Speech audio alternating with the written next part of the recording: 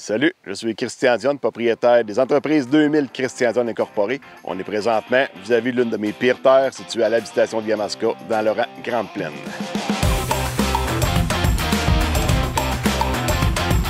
Moi, je produis du maïs grain, du soya de semence, de l'orge de brasserie et aussi du blé d'automne. Autant du blé animal que du blé pour les moulins de soulange. Le bug de l'an 2000, c'était vraiment la météo cette année-là. C'était une année qui avait vraiment été extrêmement mouilleuse. Et puis, on avait semé du soya ici. Et puis, à l'automne, mon père avait fait niveler la terre. Puis alors que c'était vraiment pas le temps, puis c'est de la grosse argile ici. Une terre qui est humide, qu'un gros tracteur avec la niveleuse tourne en rond là-dedans, ça finit par masser la terre.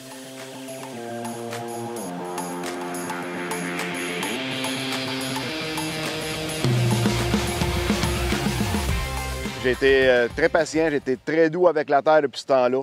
Je l'ai renivelé, je l'ai décompacté, j'ai fait des engrais verts, j'ai fait des céréales, j'ai fait plusieurs rotations.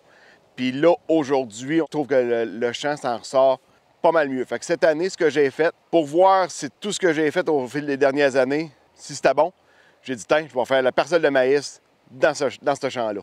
Fait qu'on va voir les résultats, voir si ce que j'ai fait, ça marchait ou ça marche pas.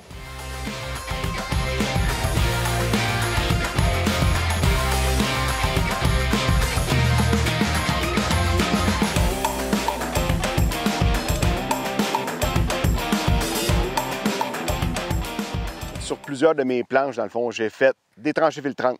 Les tranchées filtrantes, c'est quoi? C'est qu'on creuse un canal perpendiculaire au drain. On met un drain dans le fond, on vient remplir le canal de sable, puis chaque extrémité est connectée sur des drains existants du champ. Ces tranchées-là vont venir capter une partie de l'eau qui voyage dans la terre, mettons via les raies de charrue ou les coups de chisel ou les coups de cultivateur. Ça ne viendra pas faire tout capter l'eau qui voyage en surface. À un moment donné, ça peut pas. J'ai fait ça pas mal partout parce que ce champ-là, il y a 40 arpents de long. De l'eau qui part de l'autre rang, Saint-Joseph, jusqu'ici, ça commence à faire long à voyager. Fait que ça vient couper l'eau, un petit peu de l'eau un peu partout. Parce que originalement, avant les drainages et tout ça, il y avait des fossés de travers qui étaient faits justement pour capter une bonne partie de l'eau parce que ça fait trop d'eau rendue ici au chemin. Via Google Maps, on est capable de revoir toutes les tranchées filtrantes que j'ai faites. Parce qu'autour de la tranchée filtrante, souvent, le rendement est un petit peu moins bon, puis il se trouve à être bien beau vis-à-vis la tranchée filtrante. Parce que j'ai des champs qui ne sont pas encore nivelés, et décompactés, parce que les deux viennent ensemble, là. C'est pour ça qu'on les voit encore. J'ai encore des travaux d'amélioration à faire, là. Dans Terre forte, c'est d'être très patient. Si on prend le printemps 2024, ce qui est à plate, c'est que l'argile, elle ne séchait pas, puis annonçait de la pluie. On a peut-être forcé un petit peu, mais dans l'ensemble, ça en ressort quand même pas si pire visuellement. C'est un retour de céréales avec engrais vert, c'est bien sûr. C'est de l'orge de brasserie qu'il y avait ici l'année passée. Oui, la terre, elle se fragmente assez bien. Plus tu es patient, mieux c'est. Des fois, attendre une journée, attendre 2 journées, c'est fatigant à attendre, mais c'est payant.